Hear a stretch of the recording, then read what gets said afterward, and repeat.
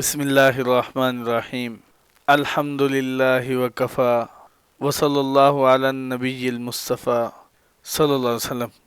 آسان منطق، انتہائی آسان منطق۔ درس نظامی کے کورس میں شامل شدہ نصاب میں منطق پڑھائی جاتی ہے، اور اس دور میں منطق بہت مشکل تھی۔ پھر علماء ہند نے، علماء کرام نے منطق، تحصیل المنطق کا کورس انتہائی آسان کر دیا تاکہ ہر کوئی اس کو پڑھ سکے۔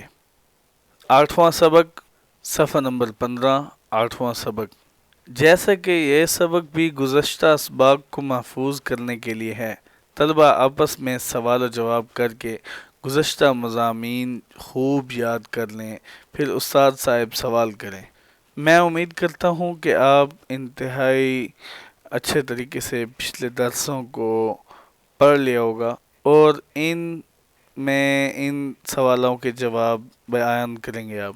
تصور و تصدیق کی تعریف مع مثال بیان کرو۔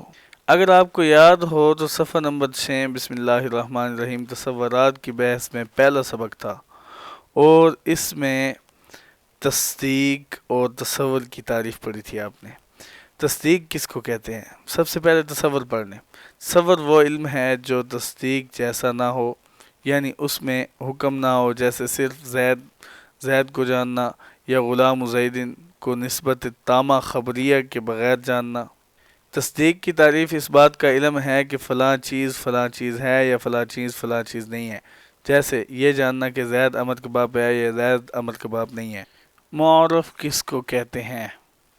اگر آپ کو یاد ہو تیسرا سبق تعریف، دلیل، نظر و فکر، ترتیب، منطق کی تعریف، غرض اور موضوع کے اندر ہم نے سب سے پہلے تعریف، معرف اور قول شارع یا دو یا زیادہ معلوم تصورات کو ملا کر کسی نامعلوم تصور کو حاصل کرنا، جیسے کسی کو حیوان، جاندار اور ناطق عقل مند کا علم ہے، اس نے دونوں کو ملایا تو حیوان ناطق ہوا، یعنی وہ جاندار مخلوق جو عقل کامل رکھنے والی ہے، اس سے اس کو انسان نامعلوم کا علم ہو گیا، تو یہ حیوان ناطق انسان کی تعریف ہے۔ اس کو انسان کا معرف بھی کہتے ہیں، اور اسی کو قول شارع بھی، یعنی وضاحت کرنے والی بات۔ آپ کو سمجھ آ گیا؟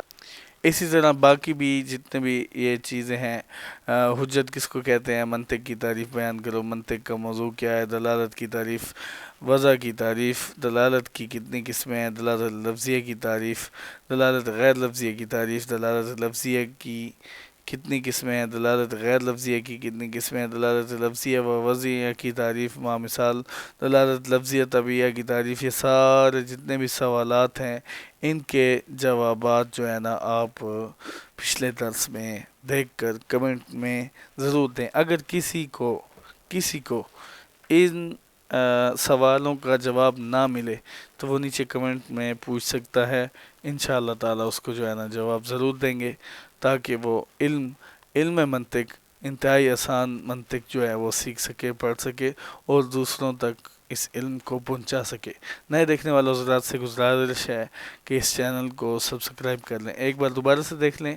آج کا 8واں سبق آپ کا یہ ہے کہ آپ نے پچھلے اسباق کو مضبوط کرنا ہے۔ تصور و تصدیق، معرف کس کو کہتے ہیں، ٹھیک ہے، یہ میں نے آپ کو نکال کے جیسے دیا ہے، آپ بھی اسی طرح پیچھے اپنے درسوں کو دہرا لیں، ایک بار دیکھ لیں، تاکہ آپ کو اگلے سبقوں کی، اگلے درسوں کی سمجھ آ سکے۔ اللہ تعالیٰ آپ کا اور ہمارا حامی ناصر ہو۔ جزاک اللہ خیر۔